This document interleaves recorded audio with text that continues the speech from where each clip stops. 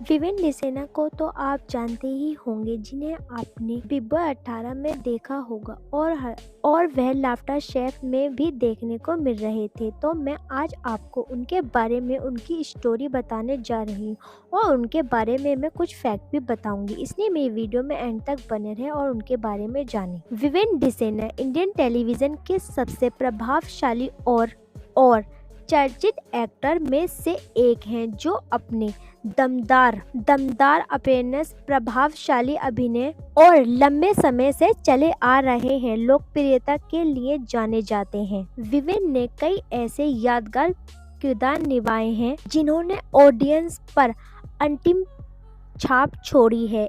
एक दशक से अधिक के किरदार में वह एक आर्टिस्ट के रूप में सम्मान के पात्र बने हुए हैं और प्राइम टाइम एंटरटेनमेंट वर्ल्ड का एक प्रमुख चेहरा है। विवेन डिसेना का जन्म 28 जून 1998 को उज्जैन, मध्य प्रदेश में हुआ था। वह एक कल्चरल रूप से कंट्रोवर्शियल बैकग्राउंड से आते हैं। उनकी माता हिंदू हैं, जबकि उनके पुर्तगालीन मूल के पिता ईसाई धर्म का पालन करते हैं। उज्जैन में पले बड़े विवेन ने बचपन से ही डिसिप्लिन लाइफ स्टाइल अपनाया। उन्होंने मुंबई के लोकमान्य तिलक हाई स्कूल से 12वीं कक्षा तक की एजुकेशन प्राप्त की और नासिक के भौरसाल मिलिट्री स्कूल में 2 साल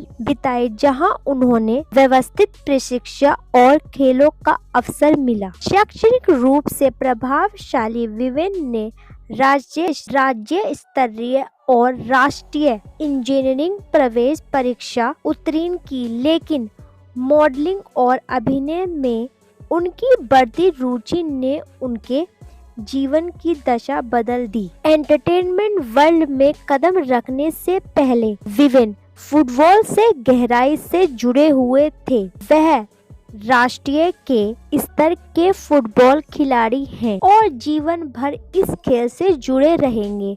उनके खेल के अनुभव ने उनकी फिटनेस, अनुशासन और मजबूर शारीरिक क्षमता को निखारने में सहायता भूमिका निभाई, जो बाद में पर्दे पर सहाजत से दिखाई दी। विवेन ने मॉडलिंग से शोबिज में प्रवेश किया। क्लॉड रोगस, मैना हंटा और मेगा मॉडल प्रतियोगिताएं 2007 में भाग लेने के बाद वह मुंबई पहुंचे, जहां वह शीघ्र 10 फाइनलिस्ट में से एक रहे। उन्होंने कई जाने माने डिजाइनरों के लिए रैंप वॉक किया, लेकिन यह सफर आसान नहीं था।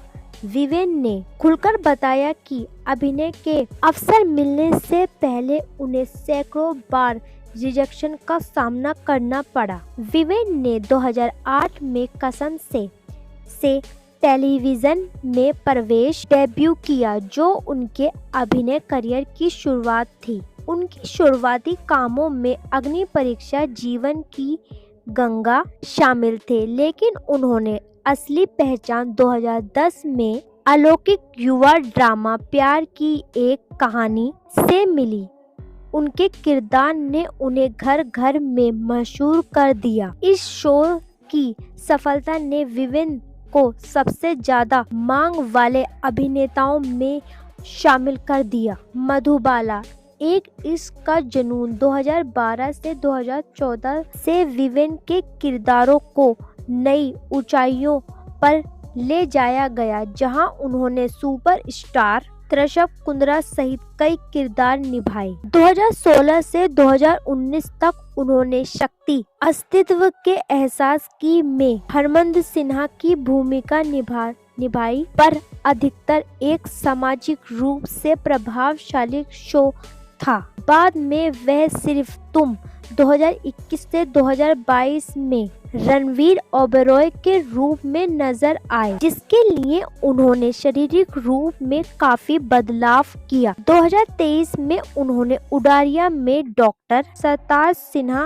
रंधावा के रूप में एक विशेष कैमियो किया। और वह 2026 में लाफ्टर शेफ में अतिथि के रूप में दिखाई दिए, जहां उन्होंने अपने पूर्व सलाहकारों से मुलाकात की और अपने हल्के फुल्के मजाकिया अंदाज को प्रदर्शित किया। नवंबर 2025 से उन्होंने लाफ्टर शेफ सीरीज 3 में भाग लिया। विवेन दिसेनन ने अपनी पहली शादी 2013 में अभिनेत्री वहाबिजा डोरा बाजी से की थी। बाद में दोनों अलग हो गए और 2021 में उनका तलाक हो गया। 2022 में उन्होंने मिस्र की पत्रकार और उद्यमी नूरान अली से शादी की और विवेन दिसेना की 3 बेटियां भी हैं। विवेन दिसेना ने 2019 में इस्लाम धर्म अपना लिया और वह अब एक सच्चे मुसलमान हैं। विवेन दिसेना के इंस्टाग्राम अकाउंट पर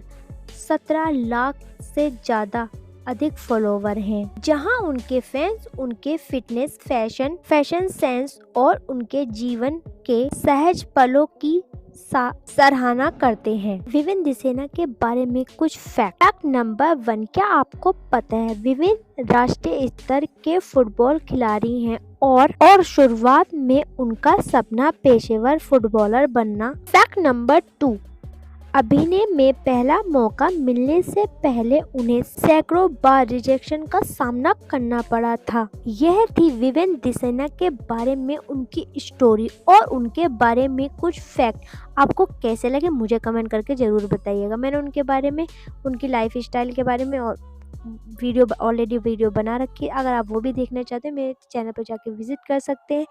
मैं उसका लिंक आपको डिस्क्रिप्शन में भी दे दूंगी। अगर आप किसी और सेलिब्रिटी के बारे में भी जानना चाहते हैं, उनके फैक्ट जानना चाहते हैं या उनके बारे में स्टोरी जानना चाहते हैं, वो भी आप मुझे कमेंट करके बता सकते हैं। Thanks for watching. Stay home, stay safe.